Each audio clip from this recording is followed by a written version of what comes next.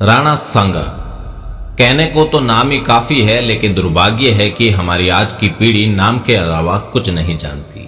मेवाड़ वीरों की भूमि है। यहाँ कई शूरवीरों ने जन्म लिया और अपने कर्तव्य का परवाह किया। उन्हीं उत्कृष्ट मणियों में से एक थे राणा सांगा। पूरा नाम महाराणा संग्राम सिंह।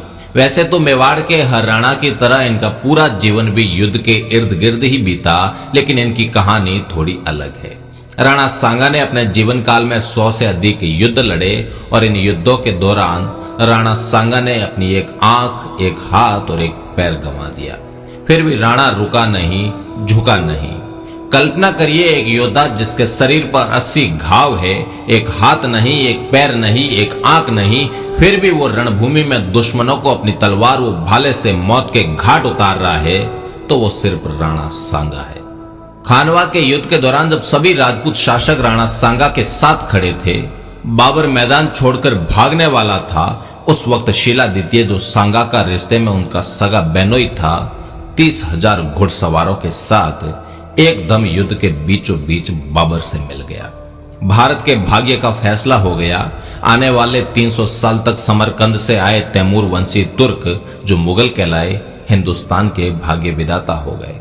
राणा सांगा फिर लड़ना चाहते थे, लेकिन घायल सांगा को जहर दे दिया गया। इतिहास के पन्ने कुर हकीकतें होती है। सुखद बॉलीवुड फिल्मों जैसा उसका अंत नहीं होता। सांगा हिंदुस्तान का बादशाह नहीं बन पाया। सांगा को हराने वाले बाबर की कब्र भी हिंदुस्तान के बजाय अफगानिस्तान में बनी। राणा सांगा ने 100 से अधिक युद्ध लड़े, जिनमें मात्र एक युद्ध में पराजित हुए, और आज उसी एक युद्ध के बारे में दुनिया जानती है। उसी युद्ध से राणा सांगा का इतिहास शुरू किया जाता है और उसी पर खत्म किया जाता है।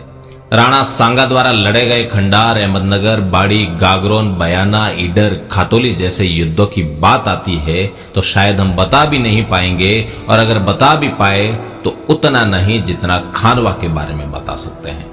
भले ही खातोली के युद्ध में राणा सांगा दिल्ली के इब्राहिम लोदी को दिल्ली तक खदेड़ दे, वो मायने नहीं रखता। बयाना के युद्ध में बाबर को भागना पड़ा हो, वो भी मायने नहीं रखता। मायने रखता है कि बाबर से खानवा के युद्ध में राणा सांगा हार गया।